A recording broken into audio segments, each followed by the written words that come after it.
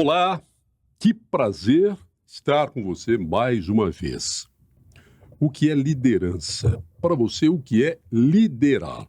São discussões, não de agora, mas de sempre.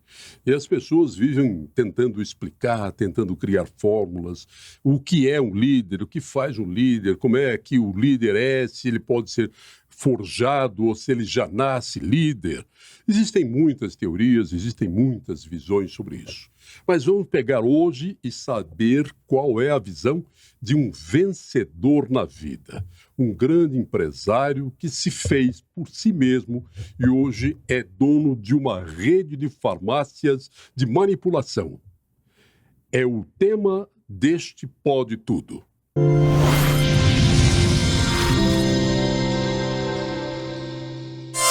Apoio Coldtrack Rastreamento. Seu carro na palma da mão. Comigo aqui no estúdio, para minha satisfação e honra, Evandro Tokarski. Que prazer te receber aqui, Evandro. Muito obrigado, Cassim.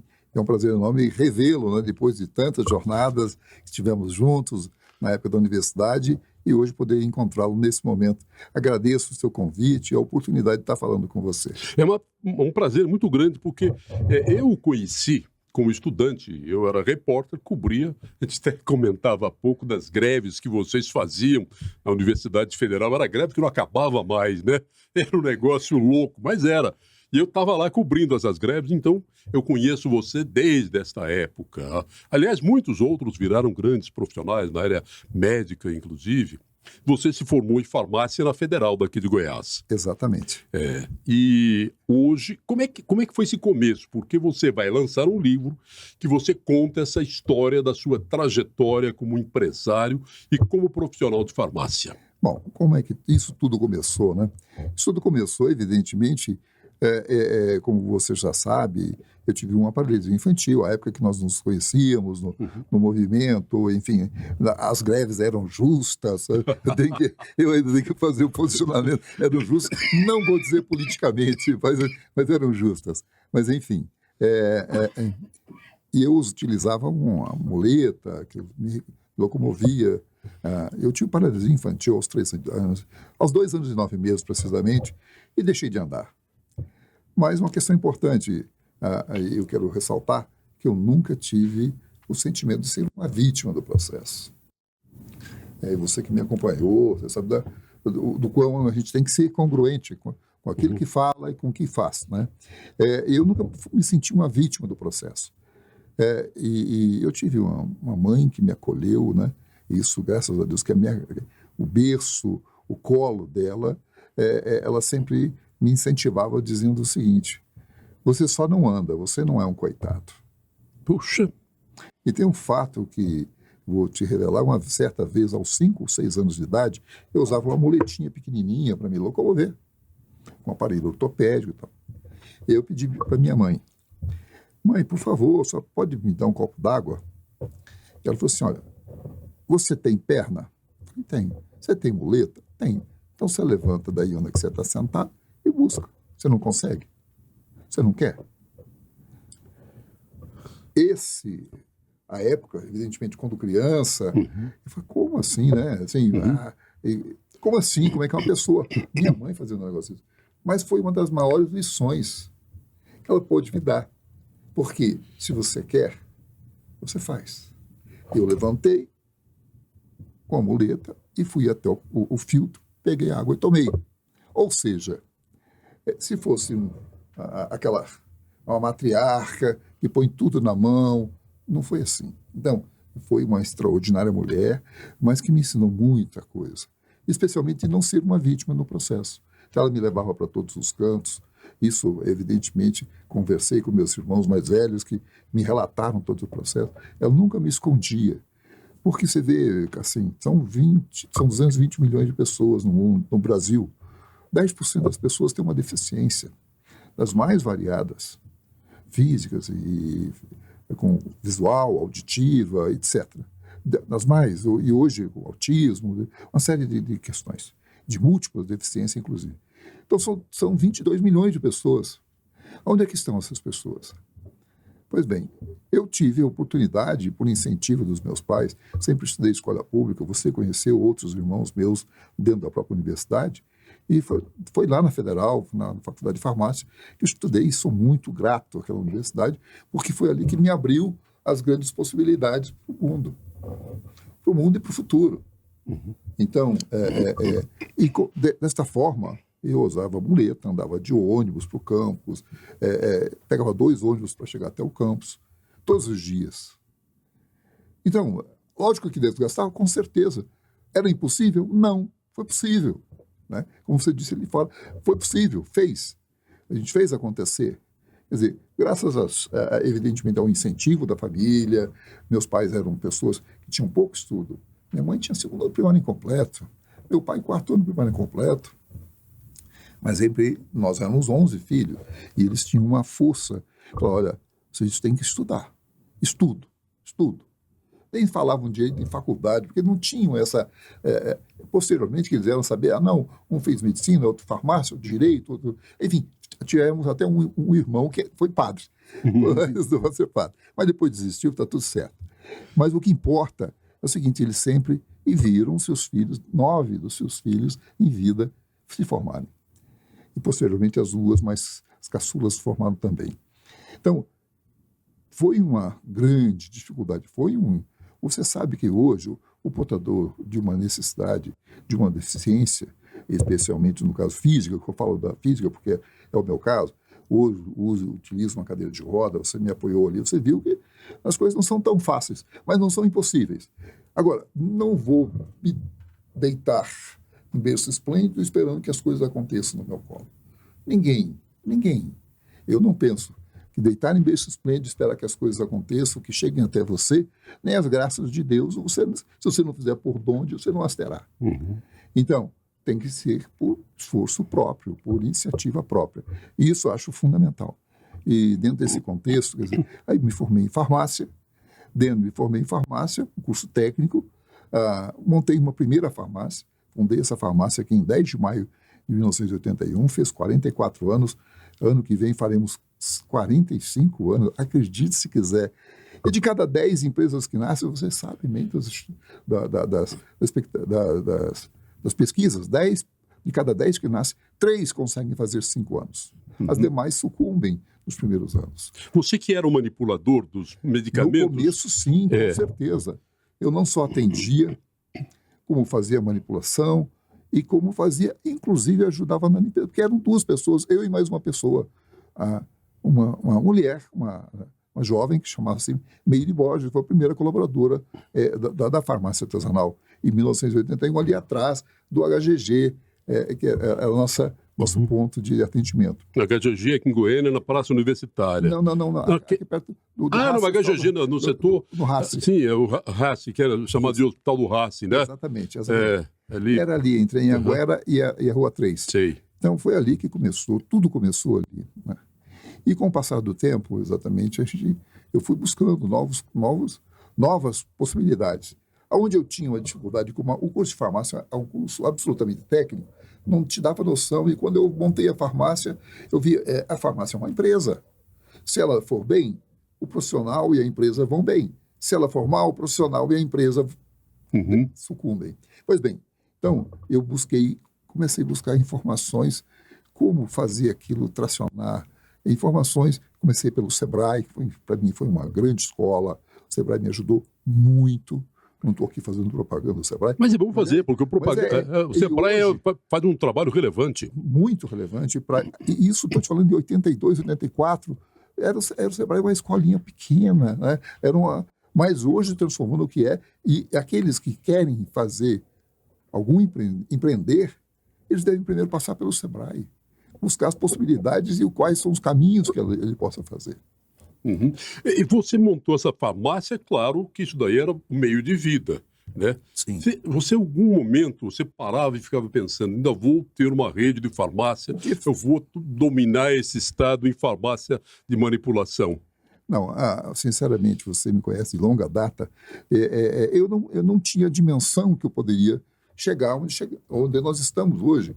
Eu cito porque se nós estamos hoje com uma grande empresa, uma média e grande empresa, é porque tem gente que conosco, gente que nos apoia, gente que está ali, equipe, né? A equipe é fundamental. Eu não construí nada sozinho. O crescimento foi através das pessoas. E eu digo que o sucesso, ele não é individual.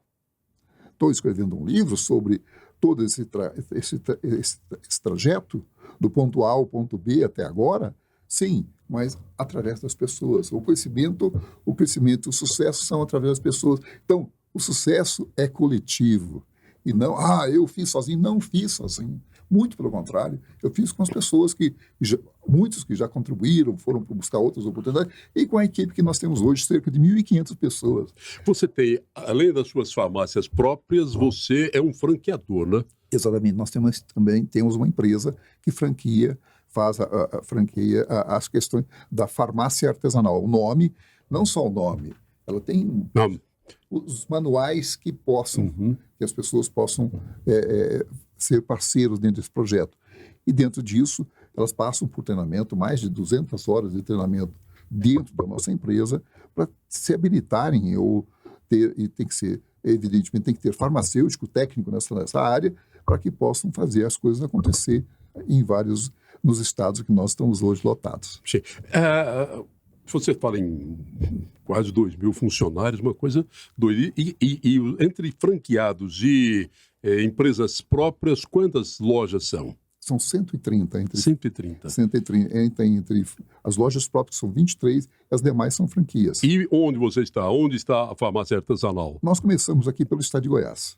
E criamos assim, até um efeito espiral, e começamos pegando as cidades, todas as cidades grandes de Goiás, sem exceção, tem uma artesanal.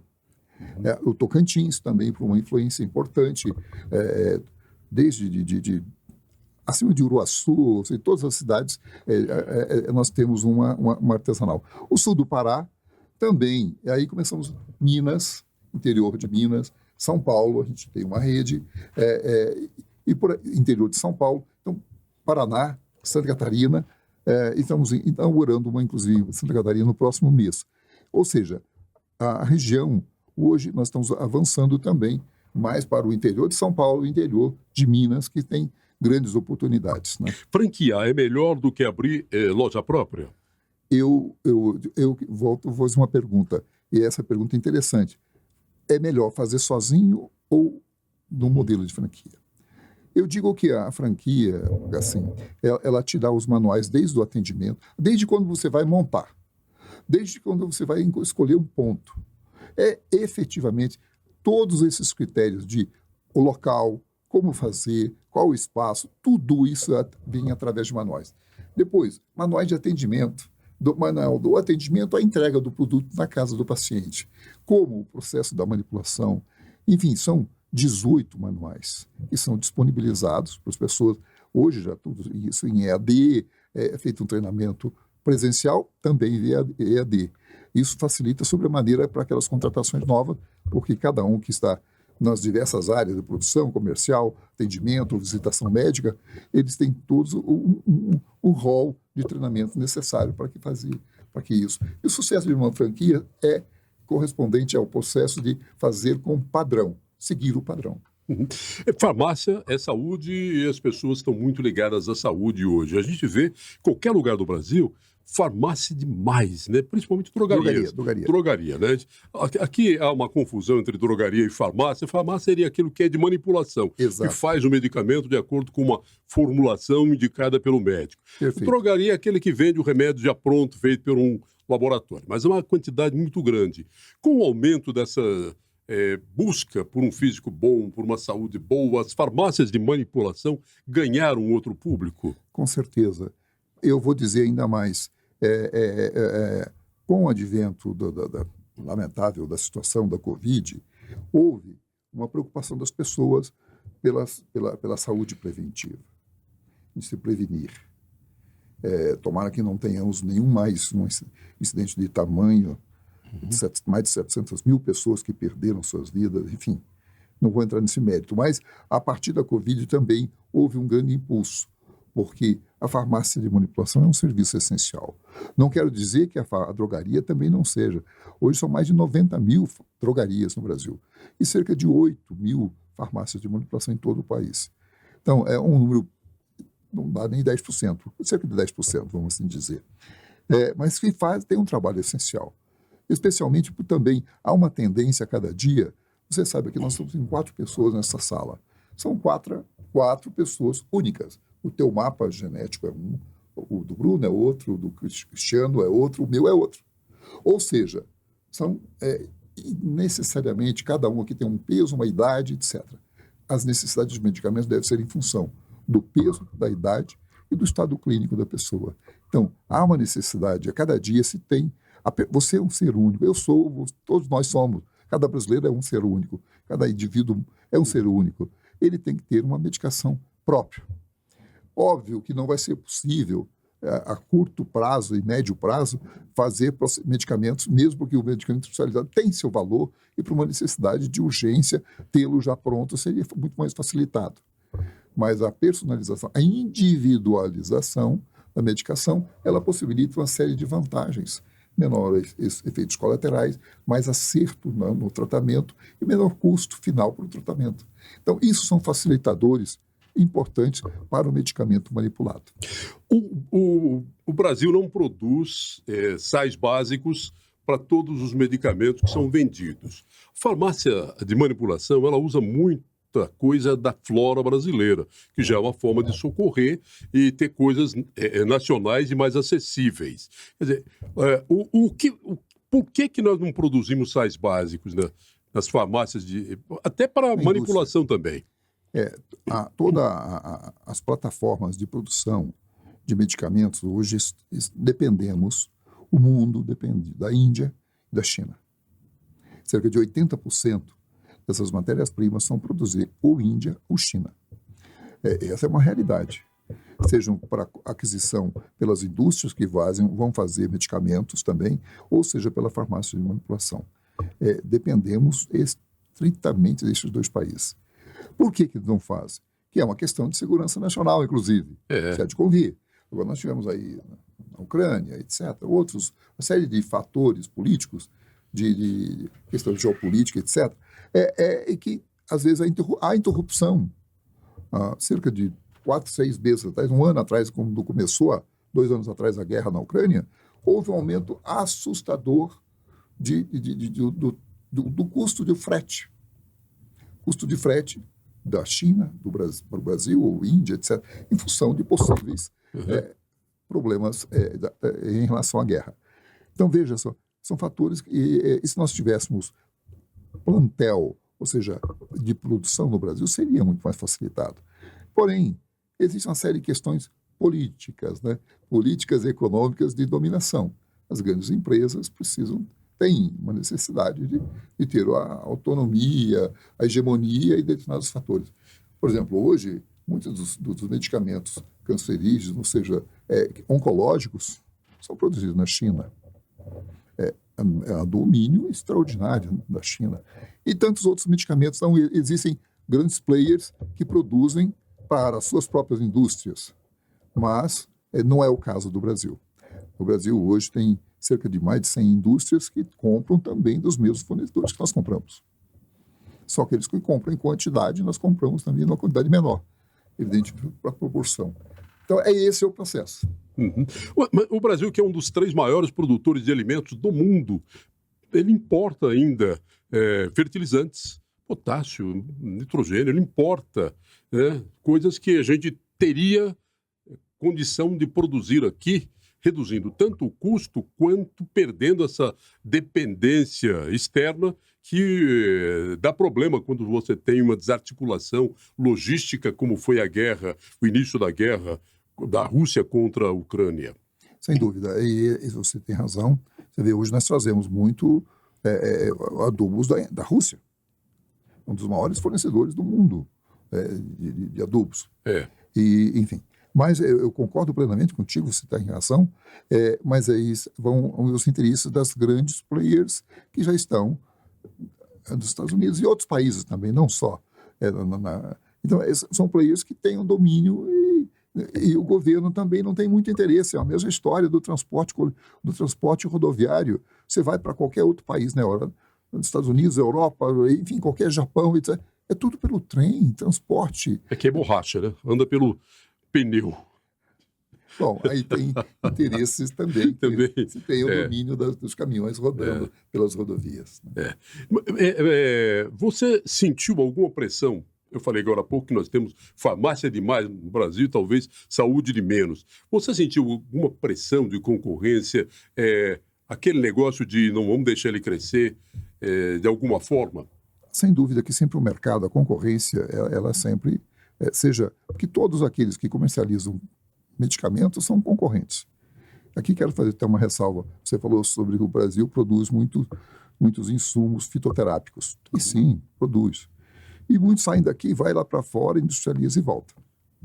Olha, tamanha problemática. Então, produzidos aqui, vai para a França, aí você compra o ativo que foi trazido aí dos vários estados brasileiros. Então, há um processo. Agora, a concorrência, sem dúvida, as big pharmas, elas não querem 90% do mercado. Eles querem 100.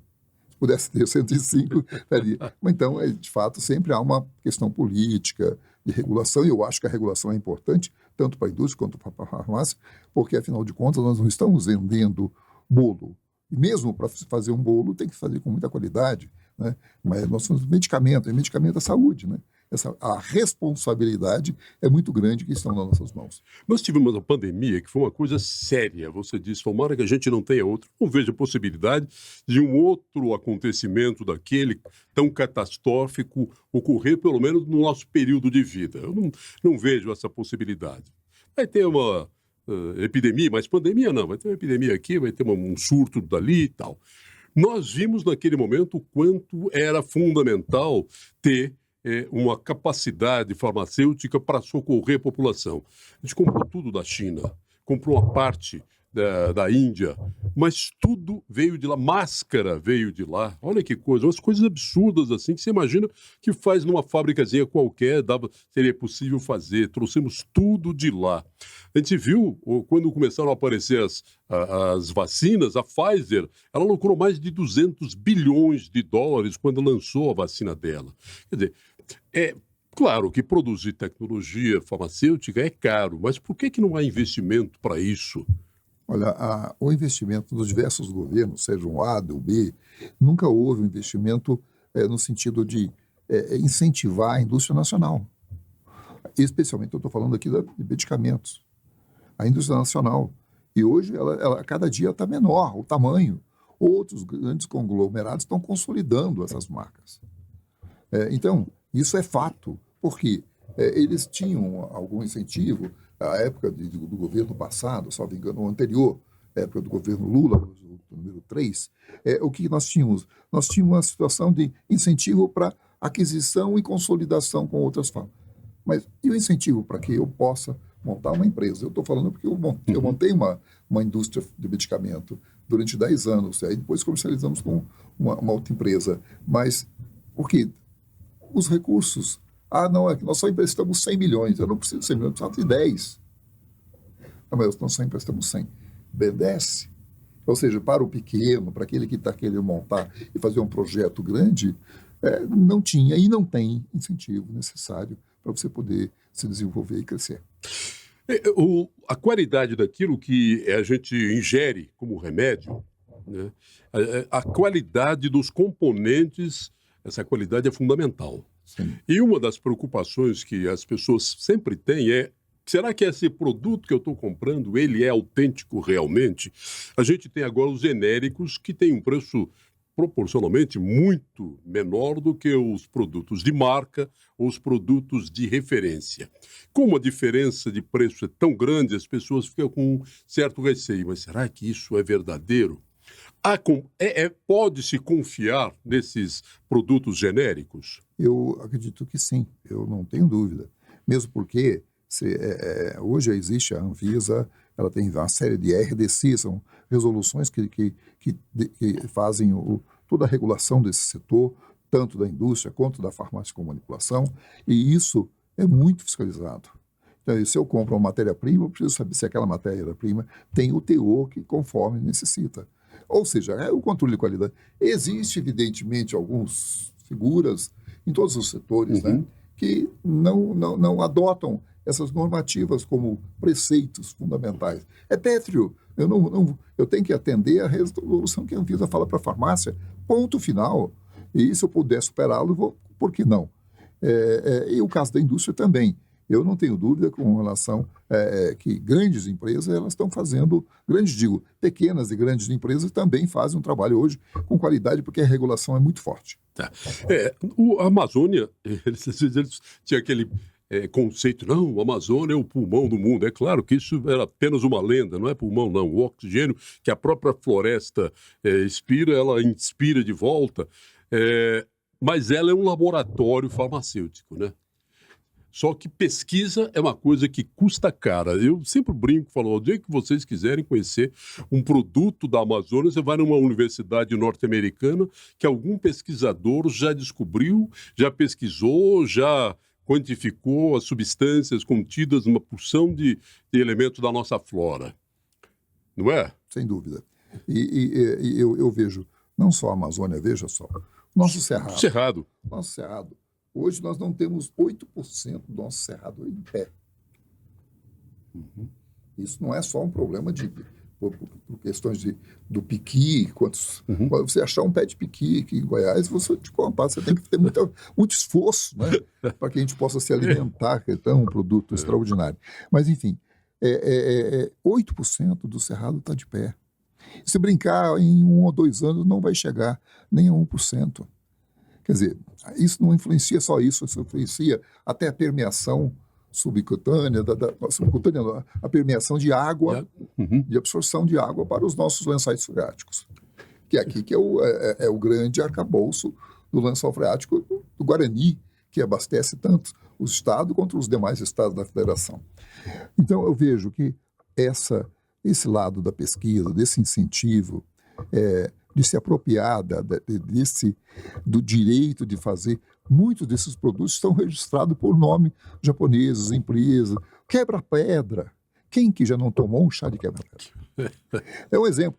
O quebra-pedra está registrado por uma empresa internacional. Ninguém pode fazer lá um produto à base do quebra-pedra, botar quebra-pedra, porque já tem domínio. Então, veja onde é que nós estamos. Como você falou, quer conhecer os grandes projetos de medicação na Amazônia, vá nessas universidades, tem grandes projetos já sendo elaborados, com certeza. Farmácia de manipulação usa também muito remédio da flora, muito elemento básico da nossa flora. A gente tem muita loja, aquilo que chamam de raizeiro. Muita gente tem muita fé naquilo, né? Quer dizer, qual que é uma diferença?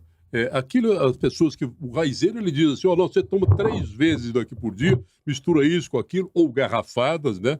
E muita gente encara aquilo e diz que dá certo, outros diz que não resolveu nada. Qual que é essa diferença básica entre a farmácia de artesanal ou a farmácia de manipulação daqueles que são da farmacopeia popular? Primeiro que eu quero dizer que o conhecimento popular, né? Quantos chás nós tomamos das nossas avós, da nossa mãe, ou ainda até tomamos até hoje. O conhecimento popular de fato, grande e importante. Evidentemente, a farmácia de manipulação, ela tem todo critérios para ser preparado qualquer coisa. Porque você não pode pegar, por exemplo, você vai quem me garante aí, com todo respeito ao trabalho que essas pessoas vendem os seus materiais, a garrafada, seja lá, e o chá disso, o chá daqui, reúne 4, 5... Eu fiz aqui uma porção, você sabe, isso que é bom para o joelho, para a unha, enfim, algumas panaceias. Porém, tem que tomar cuidado, não respeito o trabalho. Acho que em tudo na vida a gente tem o respeito em primeiro lugar. Agora, a farmácia com manipulação, ela tem critérios clínicos, critérios técnicos, critérios científicos, nós fazemos ciência. Então, é uma formulação dedicada exclusivamente para o Cassim, uma para o Evandro, uma para o Bruno, enfim, ou seja, de forma única, em função das necessidades.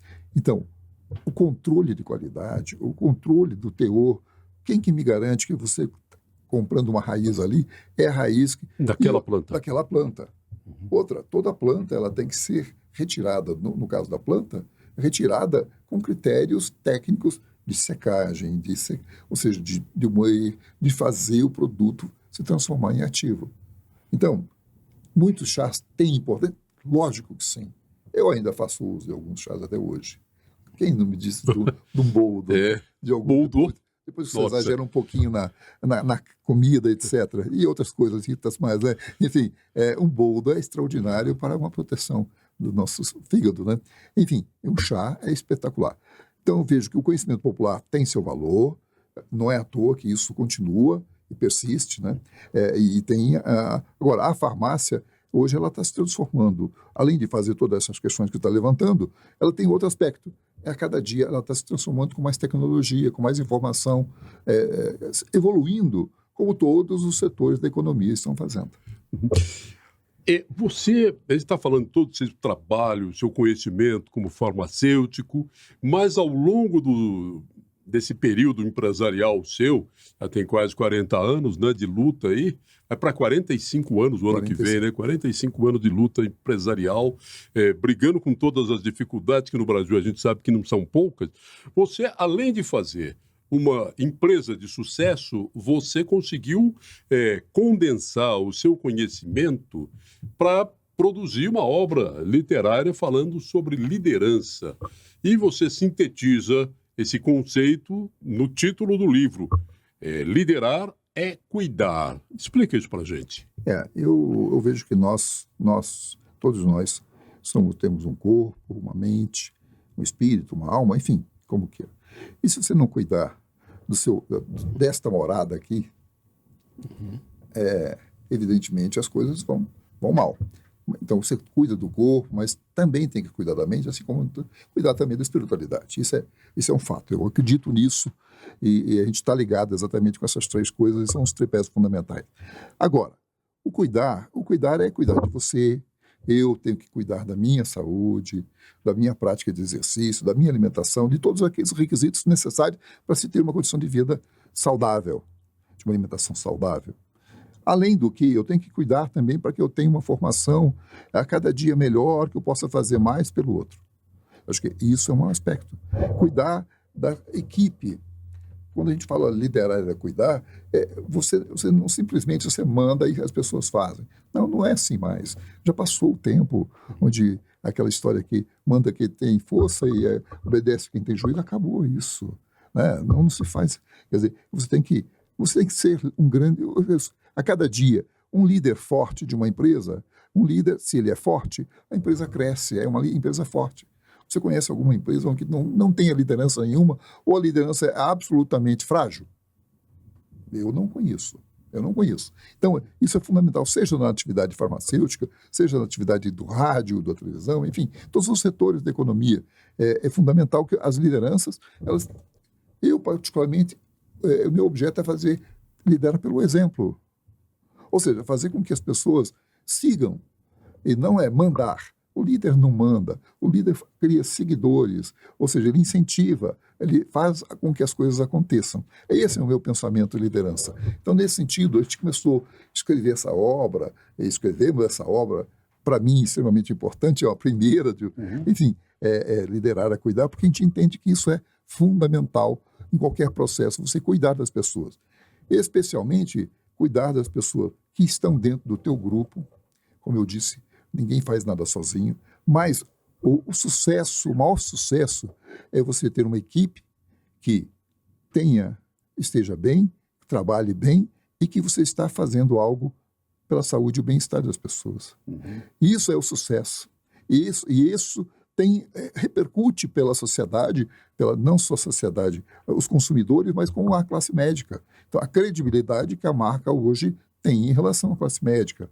Por quê? Porque a gente faz um trabalho que vai levar a saúde e o bem-estar das pessoas. Esse é o maior sucesso. A quanto está ganhando ou perdendo, não interessa. Interessa que as pessoas confiam no teu trabalho. Eu acho que isso é fundamental. Você fez uma sucessora, né? Pois é, esse processo, você sabe, Scarcim, 97% das empresas brasileiras são empresas familiares. Uhum. Absolutamente, só 3 ou 4% dessas empresas, dessas 97, têm projeto de sucessão. Você conhece quantas empresas ao longo das nossas vidas, né? Empresas que vinham assim, o pai faleceu, ou a mãe, que era a líder, é a empresa não passou nem pela segunda liderança. Então, hoje nós temos dentro do nosso grupo cerca de 1.500 pessoas. São quantas famílias? São muitas famílias. A responsabilidade social com essas pessoas é muito grande, né? As que trabalham na empresa e para quem nós trabalhamos, que é o consumidor, levar um produto de qualidade. Voltando um pouco no tempo, quando eu me deparei com a situação de usar a muleta e tal, eu tive muito respeito e cuidado pelos médicos, enfermeiros, farmacêuticos na minha vida. Eu queria ser sempre um profissional de saúde. Não pretendia ser um radialista, um jornalista como você, não que eu não acredite e não valorize, não é isso. Porém, eu queria ser um profissional de saúde, né? Certo. Então, desejei ser um médico, um farmacêutico e escolhi a farmácia. Sábia decisão. Pois é.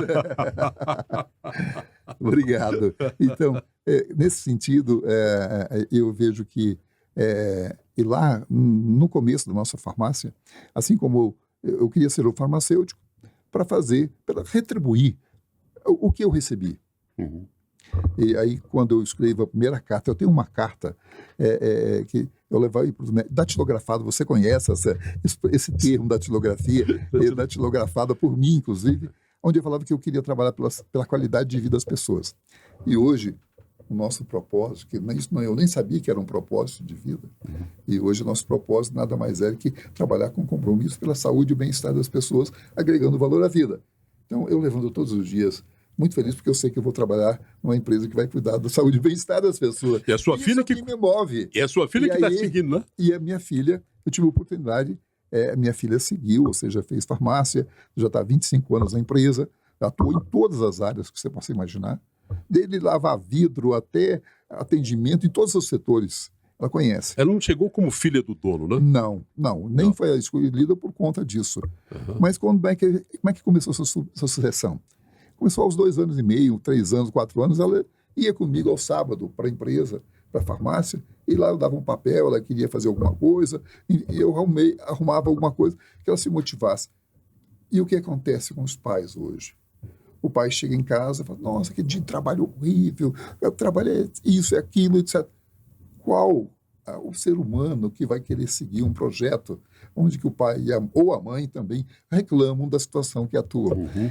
Então, começa no berço, quase que no berço, o processo de sucessão. Ele vai ser mais evidenciado, evidentemente, quando começa bastante de forma tênue, lá no começo. Mas, felizmente, ela já está há 2 anos e meio, como já passei o bastão. Né? Já, né? Já passei, hoje sou presidente do conselho corporativo da empresa, onde ela cuida de todas as diretorias, são 8 diretoras. E aí tem um dado interessante. Os últimos 4 anos você já ouviu falar do GPTW. Uhum. Great Place to Work, as melhores empresas para se trabalhar no Brasil. É um instituto internacional que atua em mais de 140 países. E nós temos a grata satisfação de dizer, não se ganha o prêmio, você se certifica para isso. Os últimos 4 anos nós recebemos o GPTW das empresas, nos últimos 4 anos, das melhores empresas para as pessoas trabalharem, assim como para as mulheres e assim também na diversidade, porque a diversidade, eu sou um ser diverso, não é diferente, mas assim, não temos diferença, você é nem melhor nem pior que ninguém. E hoje nós temos, então, dentro do nosso grupo, nós temos desde pessoas que migraram para o país, de venezuelano, de cubano, que temos trabalhando dentro da empresa. Isso é muito bacana, de percentual de pessoas que têm uma dificuldade de locomoção e audição, trabalham na nossa empresa. Mulheres, 70% são mulheres. 68% dos nossos cargos de liderança são mulheres. 65% das empresas, das nossas franquias, são mulheres que estão à frente das franquias. Veja que bacana isso, né? Realmente é um trabalho que me envaidece muito e por ser também um GPTW mulher, ou seja, no Brasil, um dos melhores lugares que as mulheres trabalhar com todo o respeito necessário, sempre foi, eu defendo exatamente isso, o respeito, ela é no nosso grupo. Você está falando dessas suas limitações, você também foi dirigente classista da Associação de Pessoas com Deficiência, né? Eu fui um dos fundadores da DIFEGO, e fui lá que eu comecei a jogar basquete, não sei se você lembra. Eu tenho um contato até hoje com um grande mestre do basquete, que é o Doinha. O Doinha. Eu conheço, de quando encontro com ele em supermercado, cabelo grande, do mesmo jeito. Porque existia também o Joinha. O Joinha já não está mais entre nós, nesse mundo mais desencarnado. Mas, enfim, o Doinha hoje é meu professor de xadrez. Olha só, continua meu professor. Continua meu técnico. Mas foi lá, assim, realmente que eu comecei dentro da associação, e foi da associação, depois foi do Conselho de Farmácia, hoje eu participo de várias entidades, no CDL, Goiás, na Associação Nacional das Farmácias, em São Paulo, inclusive fui presidente dessa entidade, que congrega mais de 4 mil farmácias, e hoje sou também do Conselho de Administração dessas empresas. Eu fiz questão de pegar um panorama da sua vida, porque eu sempre gosto muito e me emociono quando eu vejo pessoas que vencem as dificuldades que a vida lhe impõe e se transformam em pessoas de bem, mais alto padrão moral, profissional. Isso me encanta e são coisas que precisam ser realçadas e divulgadas, porque a gente vê tanta coisa ruim que passa a impressão de que o mundo é ruim. Eu tenho para mim que a maioria das pessoas desse mundo são pessoas boas, de valores e tal. Mas só que tem uma pequena parte que é ruim, que passa uma imagem ruim do mundo. Ou seja, nós estamos mal nesse mundo, nós estamos mal de uma agência de publicidade para divulgar as coisas boas. Eu concordo plenamente com essa colocação, também tenho dito isso, que a grande maioria são de pessoas do bem que querem ver o bem, quero ver o teu bem, que todos queremos ver o bem um do outro. Óbvio que tem uns que não são tão... mas é o livre-arbítrio, né? Você escolhe o que você quer ser. E também é responsabilizado por isso em determinada situação. Então eu vejo que, concordo plenamente, a maioria, mais de 90%, são pessoas do bem. Porém, às vezes a gente não participa de uma forma tão ativa. Eu participei sempre do mundo do classismo, do conselho, do sindicato dos farmacêuticos aqui em Goiás, enfim, e nunca tive perspectiva, nem necessidade, nem interesse de atuar no meio político, né? Então, essa é uma outra história, mas que também as pessoas boas devam galgar esses espaços. A mulher deve galgar esse espaço. Ontem eu estava num evento onde as premiadas, homens, 89% eram homens. Veja, as mulheres estão aqui, tem seu espaço, mais de 50% da população são mulheres. E quantas deputadas federais e senadoras nós temos? Quantas governadoras nós temos? Enfim, é uma situação que a gente tem que também olhar para os portadores de alguma deficiência, os espaços de trabalho. Hoje nós temos um vereador somente na Câmara Municipal. Quantos deputados federais? Nenhum. E quando tivemos, a pessoa, inclusive, não se deixava fotografar da cintura para cima. Você se recorda, não vamos falar nome, não vem o caso. Os Estados Unidos teve presidente com deficiência, né? Com certeza. Ele teve presidente. Exatamente. Então, com deficiência física e a vida tocou a maior nação do mundo, sem problema. Exatamente. Então, Evandro, te rever foi um prazer. Conversar com você, ver detalhes dessa sua trajetória que eu conheci, você grevista como estudante na Universidade Federal, era repórter da TV Anhanguera.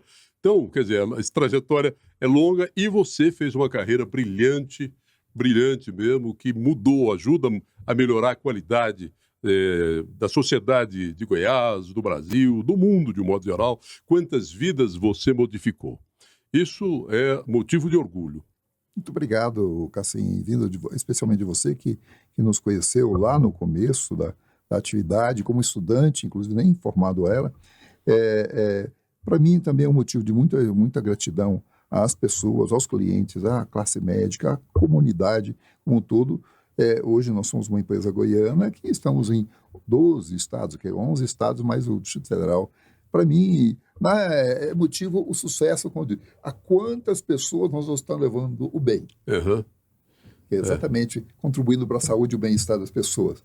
Então, isso me envaidece, realmente me emociona também, de conseguir fazer com que a saúde e o bem-estar chegue a outros lares brasileiros. Que o seu exemplo ajude a propagar essa vontade em uma porção de outras pessoas para transformar o mundo no lugar bom que ele pode ser. Evandro, foi uma honra, um prazer enorme te receber aqui. Muito obrigado. Obrigado pelo carinho e atenção.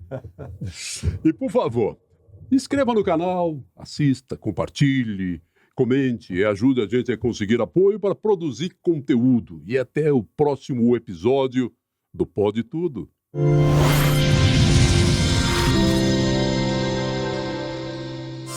Apoios Coldtrack Rastreamento. Seu carro na palma da mão.